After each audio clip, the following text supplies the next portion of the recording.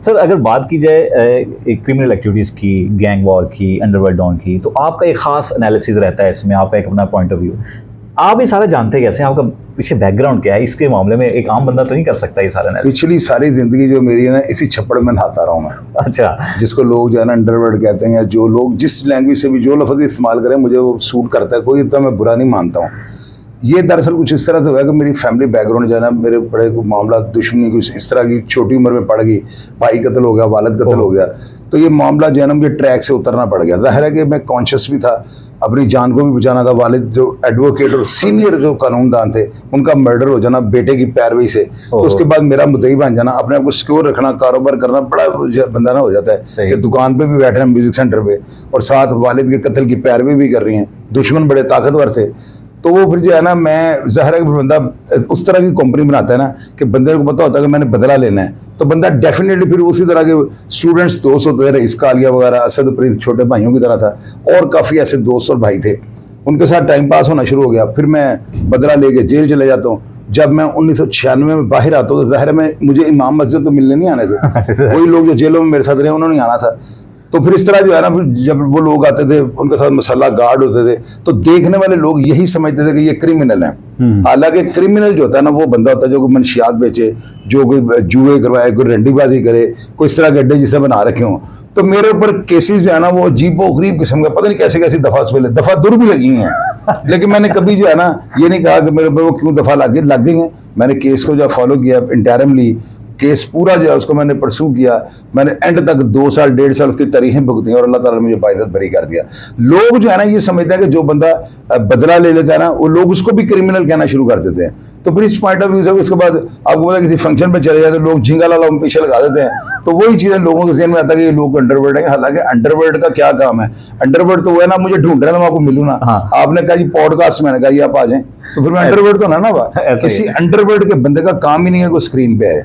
Definitely सही हो गया। अच्छा सर, ये अभी रिसेंटली जो एक अफसोसनाक वाक़या पेश आया है बलाच की, वो जो मर्डर भी हो गया, इसमें भी आपका एक एनालिसिस उसमें रहा है। ये 3 नस्लों तक इनकी तकरीबन ये दुश्मनी चली गई। ये ऐसा है क्या इसके अंदर कि ये दुश्मनी ख़त्म होने का नाम नहीं ले रही, नस्लें ख़त्म हो रही हैं? ये लोग जो थे ना, इनके जो अबाव अजदाद थे ना, परदादा वगैरह, वो ब्लैक का काम करते थे। उनका ना हिंदुस्तान के अंदर जो है ना बॉर्डर क्रॉसिंग वाले बड़े बंदे इनके पास होते थे, तो कोई चांदी वगैरह, कोई इधर से उधर और उधर का माल इधर, इस तरह का इनका सेटअप था।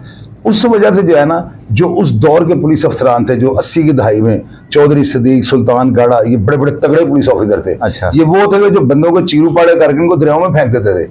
ये वो उन अफसरान के मैं आपको नाम बता रहा हूँ। उन अफसरान ने जब ये देखा ना इनकी किसी बंदे के साथ दुश्मनी बढ़ी, वो हनीफा वगैरह गैंग के साथ कुछ झगड़ा हुआ है, तो इन्होंने सुलह कर ली। इनका जो दादा था ना बिल्ला ट्रक्का वाला, उसने सुलह कर ली। जब इन पुलिस अफसरान को पता लगता है कि इसने सुलह कर ली है, तो अब हम लोग जो है शशकले हमारे कहाँ से पूरे होंगे? जाहिर है कि बैठकें खुली रहेंगी, डेरे पखे रहेंगे, बारबेक्यू की गिट्टियां लग रही हैं, बोन फायर हो रहा है, तो फिर ही पुलिस वालों को आना जाना लगा रहेगा ना। तो वो उन्होंने जब देखा ना कि सुलह हो गई है, पुलिस अफसरान ने इसके दादा को मिसगाइड किया और उसने कहा कि प्रधान जी है तो राह पे आइएगा, ऐ तो कल हर बंदा तंग करेगा, तेरा कोई पक्का हल करो। उस बेचारे ने उनको कह दिया फिर तुसी हल कर लो। इन्होंने उनकी खवातीन को उठा कर, हनीफा सूत्रमंडी वाला, बाबा ये जो 2 भाई थे, और विदियां, इनकी खवातीन को उठा के ले जाकर थाने के अंदर नंगा करके इनके ऊपर बरहना करके तशद्दुद किया गया था।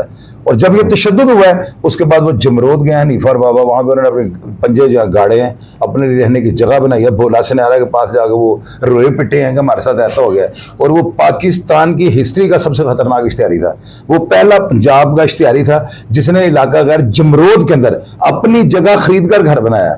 तो ये सारे इश्तिहारी, मनादर शाह, वीदियाँ, लब्बा मोटी वाला, मुरादी, जितने भी ये थे इश्तिहारी, ये सब वहाँ पे जाकर उसके बाद पनाह लेते थे। खालिद चिट्टा, हुमायूं गुज्जर, ये सब लोग उसके पास होते थे। तो इन्होंने जब वहाँ पे जाकर देखा है और इन्होंने ये देखा कि भोला सिनारा हमारे साथ बैठा हुआ है, फिर बिल्ला ट्रक्का वाला कत्ल हुआ।